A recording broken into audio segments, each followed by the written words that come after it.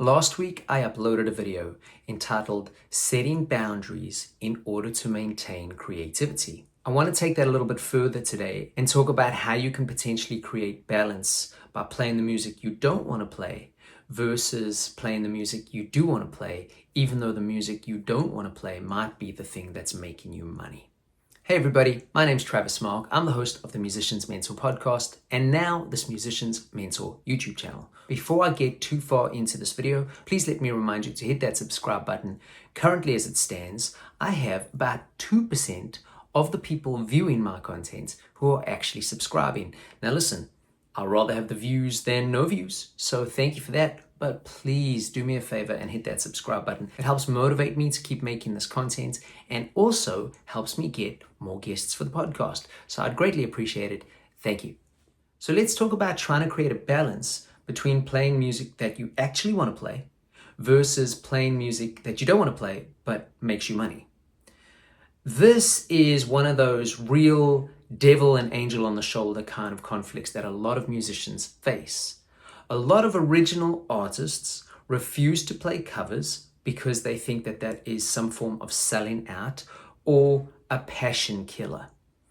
On the other side, you've got a lot of artists who play covers and won't even look at touching originals because they think that it won't make any money or that there's no financial gain. So if you find yourself in the middle there somewhere where maybe you are playing covers, but it's not your real passion, and you want to make original songs, that's your real passion, but you don't have the same sort of time for it anymore because you have to make a living, you obviously need to find some kind of balance. Now, I'm not going to go off on a rant and talk about balance and boundaries and diaries and scheduling and all those things that I usually do. But I do want to add a few maybe points of view that might allow you to think about things, that might allow you to continue to play covers, but then use some of that money to help you create your originals. In turn, if you do this long enough, you hopefully get to a point where your originals generate some money and you can back off on some of the cover gigs. I don't think there is one that needs to be preferred. If you only play your instrument because you want to play the songs you love and you want to play covers, nothing wrong with that. Likewise, if you only want to create original music, nothing wrong with that. There are definitely a few opinions I've heard over the years, though, that I think are a little bit blurred. The first is that cover musicians are no good. That couldn't be further from the truth. I would say 99% of the people I have played in bands with that play covers are incredible. And many of them were at points where they were extremely motivated to be original artists. Some of them still are. Likewise, I've played with cover guys who sometimes have opinions on original artists, thinking that they were never good enough to learn covers. Again, not true. But I think those two mentalities need to stop.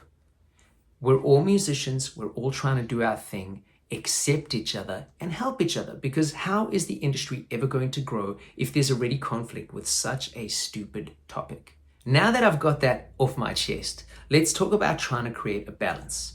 Let's say you are playing covers and this is a big portion of your salary that helps make your living. But you really want to jump on that original train and you lately can't find a balance. The most obvious thing here would be, again, trying to create some kind of scheduling thing, which I just said I'm not going to get into. But the good news is you are getting finances in. So if you can create some time to work on originals or write originals or record originals, you at least know that there's no pressure on that to put food on the table.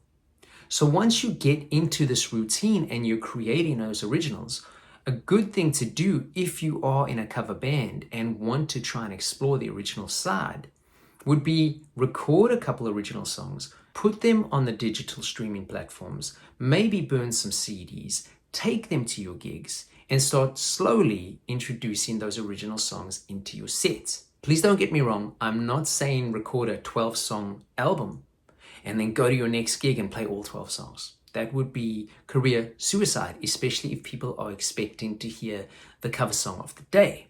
But what you can do is slowly introduce the songs. So hypothetically, you could play 3 or 4 cover songs that people know. and then slip in one of your originals. You don't even have to say it's an original if you're not comfortable. Continue with that same theme. 3 or 4 cover songs, 1 original. Don't even go as far as thinking that you've got to do 2 original songs per set if you're playing covers.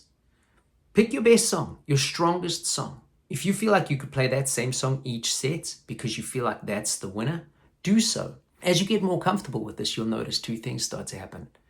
If you have regular people that come to your gigs, they're going to start requesting that song. And if you have made copies onto a CD, you might even start selling CDs. Now, this is very cool because even though you can't expect to suddenly sell thousands of copies of your CDs, it is possible over time. And likewise, it starts to make money for the original side, which now throws more balance in the picture and possibly allows you to maybe take 1 less cover gig a week so that you've got more time to put into originals. And you keep recycling this formula so that eventually you've got enough original material that you feel possibly validated as an original artist, and possibly are even starting to get original gigs that pay away from your cover gigs. And again, you'll find that that opens another door. So you can start turning more cover gigs down if you want to and take more original work. And if you play this card correctly, over a course of time, you'll find balance between if you want to continue doing both covers and original, or a way to shift from the covers that maybe you originally didn't want to play but paid your bills into that original side so that you can continue to create and hopefully be inspired and do the thing that maybe you wanted to do in the first place. The same thing can be done in reverse. If you are playing originals and you're maybe not feeling inspired and you want to get into the cover circuit, this is the exact same formula, but backwards. Start playing a couple cover songs. 2 originals, a cover. A couple more originals, a cover. Eventually you start replacing half of your set with covers. More and more people will start to see you play covers. You might get offered some cover work, or you can film show reels and make EPKs demonstrating your cover skills so that you can start getting into the cover circuit. This all depends on what you want and what you're trying to achieve. But as usual, it is all doable. It's going to come down to timing, planning, and a little bit of strategic movement so that you can get towards your goal, but your goal is achievable. I've said this a million times. I believe in you. I don't even know you, but I believe in you. And if you believe in yourself enough, regardless what path you're trying to take here, the covers or the original or both, you can do whatever you want. I hope this helps. If it does, drop me a comment below. If it doesn't, drop me a comment below. Regardless, please do hit that subscribe button, and I will see you next week. Peace.